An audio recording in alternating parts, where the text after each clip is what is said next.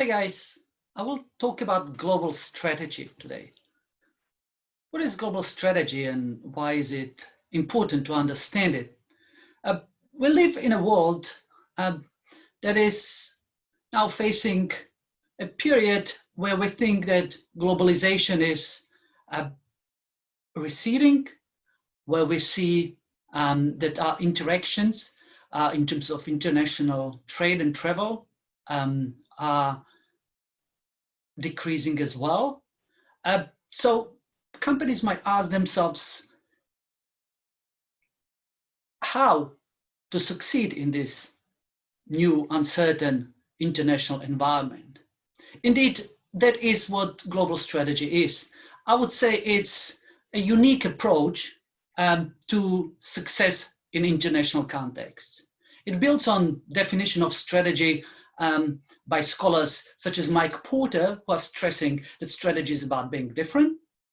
It also builds on other research in strategic management that looks in uniqueness of firm behavior and key factors underlying success and failure of firms. What makes global strategy different is that it looks deeply into the role of international context and how you need to craft your strategy to succeed beyond just one country. While global strategy is often associated with multinational firms, it is also relevant to smaller firms or even to firms operating just in their home country. Often they are facing competitors who are themselves active in a number of markets. And the digital transformation is creating both opportunities and threats for companies in their endeavors to be successful internationally and challenges our preconceptions about global strategy. So traditionally, I would say global strategy has started with understanding some of the foundations of this field, such as some thoughts on global versus regional strategy, whether we are semi-globalized or globalized, and whether firms should pursue international markets aggressively or slowly.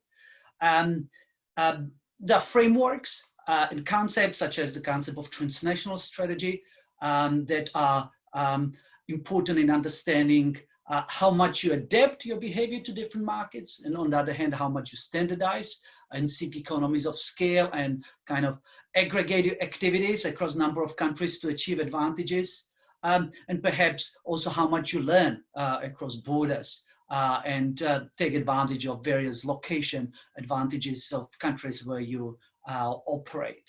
Then the underlying framework of strategy created by Mike Peng called the strategy tripod is quite useful and can be applied to international global strategy issues such as foreign market entry. So it's important to consider the industry and competition that you're facing, to look at your internal resources and capabilities, and also to engage in understanding institutional environments that you operate in. Both external, but also institutions are related to human actions and organizational level issues. Finally, in implementing global strategy, companies need to think about their structure and organization. How do they create the divisions or product units or services that they provide? How they structure the company? They can't think of themselves as isolated, so it's important to consider the role of alliances and collaboration and the underpinnings of any long-term competitive sustainable advantage is innovation and knowledge management. So those issues need to be taken into consideration in implementing the global strategy. Well, this is a traditional perspective in global strategy. I would say it's quite important to perhaps modify it a bit, perhaps in line with my definition that global strategy is about a unique approach to success in international contexts. So I would say the context-driven approach is in particular relevant to global strategy. Increasingly, it's not just about the nature of industry or the countries where you operate, which is one aspect of context. It is also about the levels of uncertainty that you're facing in various environments, and also looking at organizational context as well. So that's kind of the first part, the context-driven strategy. Then I would say in practice, actually, it's important to think about the strategic actions that you or your organization can take. Here, I would say that it's important to understand different levels of risk associated with the moves, and some of them are more value creating, and other are kind of risk ensuring. So there's bets, there's hedges, and there's constant reconfiguration of your resources and capabilities to be adaptive, and perhaps also try to shape the environment and market that you operate in or that you're trying to create. So that takes us to the last of the kind of three prongs of my approach to global strategy. So it should be context driven, it should be action driven, or context sensitive and action driven, and finally it should be design led.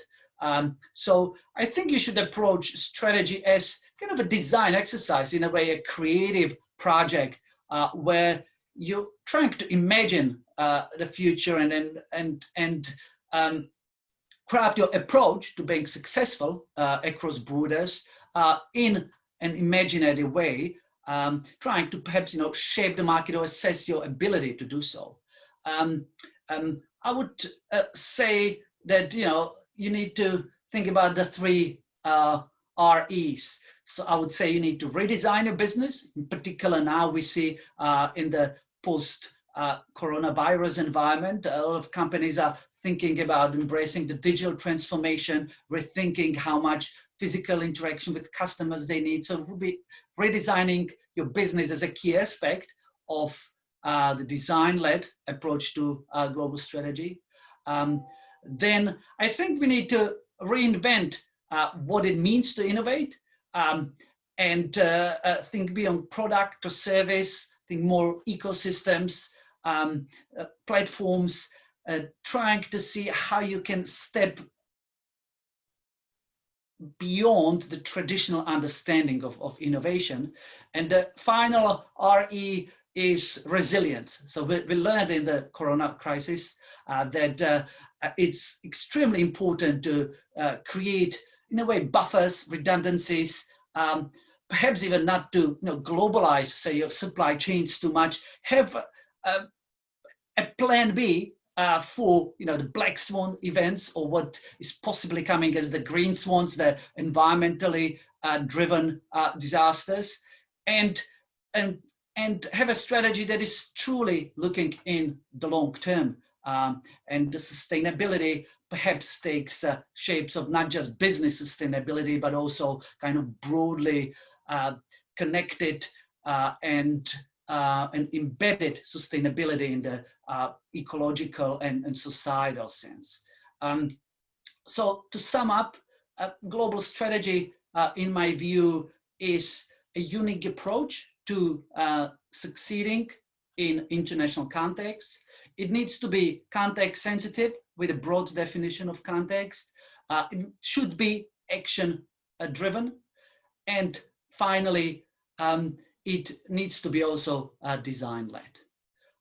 So in some of the other videos that are available on the Federlite website, you can explore some of these topics in more depth. Thank you for your attention.